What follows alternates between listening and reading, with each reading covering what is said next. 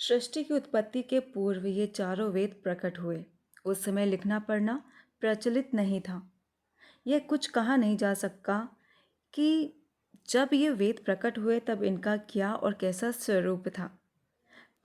कारण यह कि जितने ग्रंथ देखे उनमें केवल इतना ही लिखा, कैल के श्वास से ये चारों वेद प्रकट हुए और ज्योतिष स्वरूप निरंजन की स्तुति करते रहे। वहां पर वेदों के रूप का कोई विवरण नहीं देखा। ये वेद उत्पत्ति के दिवस से लेकर आज दिन पर्यंत संसार में प्रचलित हैं। पर यह संभव नहीं है कि वेदों की वैसी ही सूरत रही हो। पूर्व काल में मनुष्य की स्मरण शक्ति ऐसी प्रबल तथा तीक्ष्ण होती थी कि एक बेर जो बात गुरु से चेला सुन लेता था, उसी समय उसको कंठस्थ कर लेता था और कदापि भूलता नहीं था। और यदि कहीं किसी शब्द या अक्षर का भ्रम हो तो गुरु अथवा आपस में पूछ लेता था और शुद्ध करके याद कर लेता था। इन वेद पाठियों को जीवन भर में वेद भूलता नहीं था और इन वेदों को लोग जबानी पढ़ाया करते थे। और संस्कृत में श्रुति नाम कान का तथा कान से सुनने का है, अर्थात श्रुति वह है जो सुनी गई वेद को उत्पत्ति काल के आरंभ से उस समय तक की जब तक याद मनुष्यों की स्मरण शक्ति में पूर्णतया निर्बलता न आ गई। वे मुखस्त करते तथा पढ़ते पढ़ाते चले आए। जिनको समस्त वेद कंठस्थ रहता था वह श्रुति केवली अथवा श्रुति केवल्य ज्ञानी कहलाता था। और वेद द्वारा लोग तीनों काल की बातों को जान सकते थे तथा श्रुति केवली सब कुछ बतला सकता था और श्रुति ज्ञान द्वारा कुछ बातों का उत्तर देकर लोगों को संतुष्ट करता था। इसके बाद धीरे धीरे मनुष्य की स्मरण शक्ति में निर्बलता आती गई और इस बात का भय हुआ, स्मरण शक्ति की निर्बलता के कारण वेद कहीं एक बार ही विलोपित न हो जावे। तब वेद व्यास जी ने कृपा करके उनको लिखा और अपने ढंग तथा अपने विचारानुसार उसको निर्माण करके 4 वेदों के नाम से संसार में प्रसिद्ध किया। उस समय से आज पर्यंत व्यास जी की कृपा से काम चलता है। जब तक हिंदुओं का राज्य तथा तब तक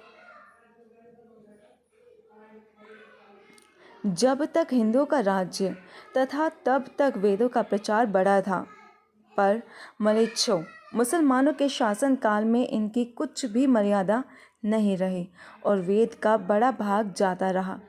अब बहुत थोड़ा रह गया है। अब जितना बचा खुचा रह गया है उतने ही से कार्य चलता है। इसके आरंभ काल से अर्थात जब ये वेद कंठस्थ रहते थे, स्मरण शक्ति की निर्बलता वश उनमें थोड़ी बहुत अशुद्धियाँ रही जाती थी। तदुपरांत लिखावट में भूल तथा त्रुटियां होती रहीं।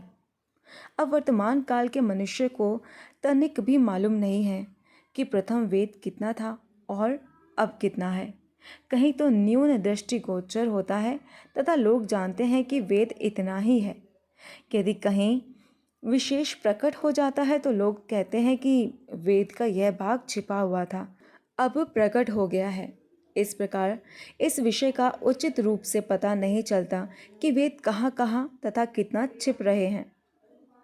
पहले ये वेद गद्य में थे, परंतु अब पद्य हो गए हैं और लेखकों की अशुद्धियों के कारण अब वेदों की सूरत में विभिन्नता आ गई है।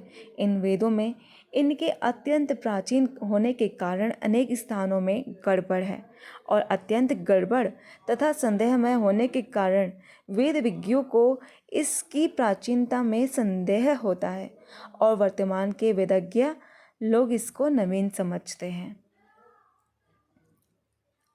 चीनी तथा यूरोपियन लोगों का विश्वास है कि वेद को बने केवल 2.5 सहस्त्र वर्ष बीते। किसी का कथन है कि वेद 3 सहस्त्र वर्ष से बने हैं। कोई कहता है कि ये वेद 3.5 सहस्त्र वर्ष से आगे के ठहर नहीं सकते। कारण यह कि ऋषियों तथा इसके लेखकों ने वर्तमान काल के वेदों में ऐसे संदेह युक्त वार्ताओं को संयुक्त कर दिया है जिससे उनकी प्राचीनता में संदेह होता है। इसके अतिरिक्त लोग कुछ बातें अपनी ओर से मिलाते और कुछ वेदों से निकालते चले आए हैं कि जिससे वेद के प्राचीन काल में अनेक शंकाएं उपस्थित होती हैं।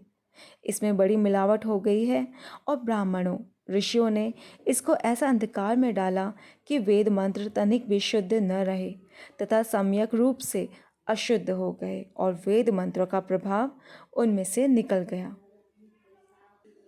वेद वक्ताओं ने बड़ा झगड़ा मचाया और यथार्थ वेद के विरुद्ध उन नासमझों ने वेद का ऐसा अर्थ लगाया कि मनुष्य जाति और भी अंधकार में पड़ गई, जिससे उनका निकलना, भागना तथा छुटकारा असंभव हो गया।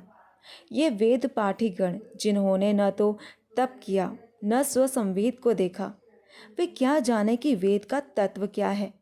उनकी मूर्खता जिस ओर को खींचती है उसी ओर वे उसका तात्पर्य तथा अर्थ लगाते हैं तथा कुछ मूर्ख उनसे मिलकर उनको इस बात पर और भी उभारते हैं और कहते हैं कि हाँ महाराज, हाँ स्वामी जी, जो अर्थ आपने किया वही उचित तथा यथेष्ट है, दूसरा अर्थ नहीं। इस कारण इस वेद में बहुत कुछ इधर उधर हो गया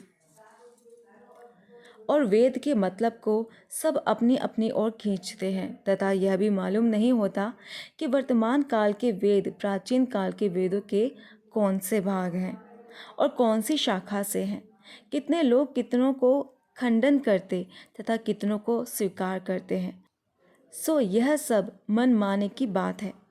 जिसका चाहो खंडन करो, जिसको चाहो स्वीकार करो, अपनी इच्छा पर बात रही। कोई किसी का स्वामी तथा किसी का कोई अधीन नहीं है।